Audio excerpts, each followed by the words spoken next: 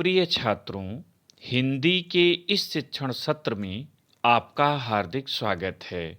आज हम संस्कृत खंड के अंतर्गत सुभाषित रत्नानि पाठ के हिंदी अनुवाद का अध्ययन करेंगे। प्रश्न पत्र में दिए गए गद्यांशों में से किसी एक संस्कृत गद्यांश का संदर्भ सहित हिंदी में अनुवाद लिखना होता है, जिसके लिए कुल 7 अंक निर्धारित हैं। संकेत, संदर्भ एवं हिंदी अनुवाद इन शीर्षकों के अंतर्गत उत्तर लिखने की परंपरा है। प्रस्तुत पाठ में कुल 15 श्लोक संकलित हैं, जिन्हें अध्ययन की सुविधा के लिए 3 भागों में प्रस्तुत किया जाएगा। सुभाषित रत्नानि का अर्थ होता है सुभाषित रत्नानि। सुभाषित सुंदर वचन रूपी, सुंदर कथन रूपी, रत्नानि माने रत्न। आइए आज पहले भाग में प्रथम 5 श्लोकों का हिंदी अनुवाद देखें। भाषासु मुख्या मधुरा दिव्या गिर्वाण भारती, तस्या ही मधुरम काव्यम तस्मादप सुभाषितम। सबसे पहले संकेत लिखना है। संकेत हेडिंग डालकर लिखें भाषासु, फिर डॉट डॉट का निशान बनाएं और अंत में लिखें सुभाषितम, पूर्ण विराम कर दें। फिर हेडिंग डालें संदर्भ और इस प्रकार लिखें प्रस्तुत संस्कृत गद्यांश हमारी पाठ्य पुस्तक सामान्य हिंदी के संस्कृत खंड के अंतर्गत सुभाषित रत्नानि पाठ से अवतरित है। आप यहाँ अवतरित है की जगह पर उद्धृत है भी लिख सकते हैं और सामान्य हिंदी तथा सुभाषित रत्नानि को या तो हाईलाइट करें या उसे रेखांकित करें या इन्वर्टेड में बनाकर विशेष रूप से दिखा दें। तत्पश्चात हिंदी अनुवाद हेडिंग डालें और लिखना शुरू करें। तो यहाँ पर कठिन शब्दों का अर्थ और हिंदी अनुवाद एक साथ देखते चलें। भाषाओं में, मुख्य माने मुख्य, मधुरा माने मधुर, दिव्या माने दिव्य अलौकिक, गिर्वाण भारती देववाणी संस्कृत, तस्या, तस्या माने उसका, उससे, तस्मादपि, तस्माद अपि उससे भी अधिक, सुभाषितम सुंदर उक्ति, सुंदर वचन। हिंदी अनुवाद देखें। भाषासु मुख्या मधुरा दिव्या गिर्वाण भारती, देववाणी संस्कृत सभी भाषाओं में मुख्य, मधुर और दिव्य है। उससे भी अधिक मधुर उसका काव्य है और उससे भी अधिक मधुर उसकी सुंदर उक्तियां हैं, उसके सुंदर वचन हैं। फिर से एक बार देख लें। देववाणी संस्कृत सभी भाषाओं में मुख्य, मधुर और दिव्य है। उससे भी अधिक मधुर उसका काव्य है और उससे भी अधिक मधुर उसकी सुंदर उक्तियां हैं, सुंदर उक्ति है।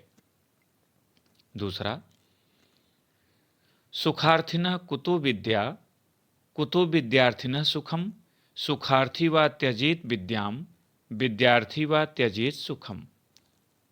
सुखार्थिनः सुख चाहने वाले को, यानी सुखार्थी माने सुख चाहने वाला, कुतो माने कहाँ, विद्या माने विद्या, विद्यार्थिनः विद्या चाहने वाला, सुखम माने सुख, त्यजेत माने त्याग देना। हिंदी अनुवाद देखें। सुखार्थिना कुतो विद्या, सुख चाहने वाले को विद्या कहाँ, कुतो विद्यार्थिना सुख, और विद्या चाहने वाले को सुख कहाँ। सुखार्थी व त्यजेत विद्याम, सुखार्थी को, सुख चाहने वाले को विद्या छोड़ देनी चाहिए, विद्या त्याग देनी चाहिए और विद्यार्थी को सुखों का परित्याग कर देना चाहिए। फिर से देख लें। सुख चाहने वाले को विद्या कहाँ और विद्यार्थी के लिए सुख कहाँ। सुख चाहने वाले को विद्या त्याग देनी चाहिए और विद्यार्थी को सुखों का परित्याग कर देना चाहिए। तीसरा देखें। जल बिंदु निपातेन क्रमशः पूर्यते घटः स हेतुः सर्व विद्यानां धर्मस्य च धनस्य च।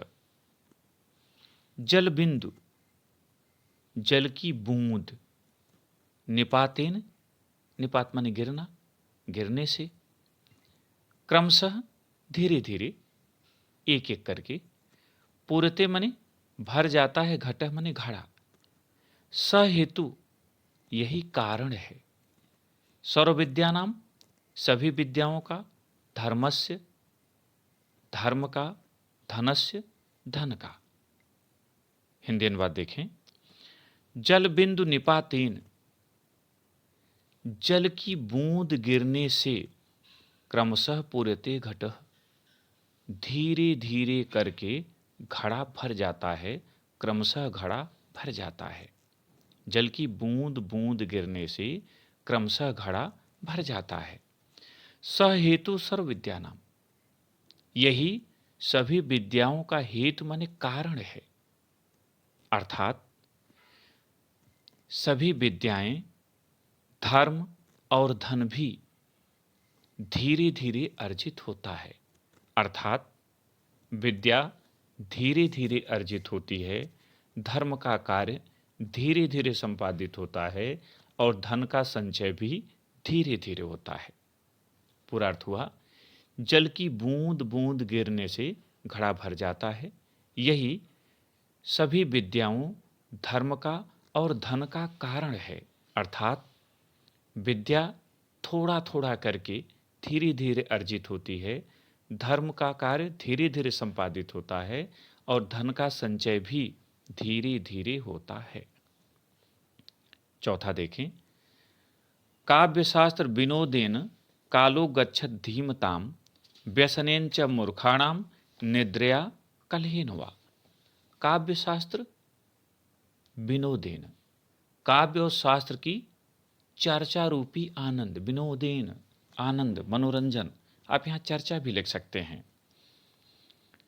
कालो माने समय, गच्छत माने व्यतीत होता है, धीमता माने बुद्धिमानों का, व्यसनेन बुरी आदतों में, बुरी आदत, मूर्खाणाम मूर्खों का, निद्रया सोने में, कलहेन झगड़ा, लड़ाई आदि करने में। हिंदी अनुवाद हुआ, काव्य शास्त्र विनोदेन कालो गच्छत धीमताम, धीमता माने बुद्धिमानों का, बुद्धिमानों का समय काव्य और शास्त्र की चर्चा करने में व्यतीत होता है, काव्य और शास्त्र की चर्चा के आनंद में व्यतीत होता है, और मूर्खाणाम मूर्खों का समय व्यसनेन बुरी आदतों में, सोने में और लड़ाई झगड़े में व्यतीत होता है। फिर से अर्थ देख लें। बुद्धिमान व्यक्तियों का समय काव्य और शास्त्र की चर्चा में व्यतीत होता है, जबकि मूर्ख व्यक्तियों का समय बुरी आदतों में, सोने में अथवा लड़ाई झगड़े में व्यतीत होता है। पांचवा और आज के पाठ का अंतिम। न चौरहार्यम न च राजहार्यम न भातृभाज्यम न च भारकारी व्यये कृते वर्धत एव नित्यम विद्याधनम सर्वधनम प्रधानम। चौरहार्यम चोर द्वारा चुराया जा सकता है या चोर चुरा सकता है। राजहार्यम राजा द्वारा छीना जा सकता है या राजा छीन सकता है। भातृभाज्यम भाइयों द्वारा बांटा जा सकता है, हिस्सा बटाया जा सकता है। भारकारी भारकारक, बोझ। व्यय कृते व्यय करने पर, वर्धत एव बढ़ता है, नित्यम प्रतिदिन, विद्याधनम विद्यारूपी धन, सर्वधनम प्रधानम सभी धनों में प्रधान है, अर्थात श्रेष्ठ है। हिंदी अनुवाद देखें। विद्याधनम विद्यारूपी धन को न चौरहार्यम, न तो चोर चुरा सकता है, न च राजहार्यम और न ही राजा छीन सकता है, न भातृभाज्यम न ही भाई इसमें हिस्सा बटा सकता है, न च भारकारी और न ही यह भार कारक है, बोझ ही बनता है। व्यय कृते वर्धते नित्यम, यह व्यय करने पर प्रतिदिन बढ़ता है। विद्या धनम सर्वधनम प्रधानम, इसलिए विद्या रूपी धन सभी धनों में प्रधान है, श्रेष्ठ है। फिर से देख लें, विद्या रूपी धन को न तो चोर चुरा सकता है, न राजा छीन सकता है, न भाई इसमें हिस्सा बटा सकता है, और न ही यह भार कारक है, बोझ बनता है। व्यय करने पर यह प्रतिदिन बढ़ता है, अतः विद्या रूपी धन सभी धनों में प्रधान है, श्रेष्ठ है। इस भाग में इतना ही। अगले भाग में हम शेष 5 श्लोकों के हिंदी अनुवाद का अध्ययन करेंगे। बहुत बहुत धन्यवाद।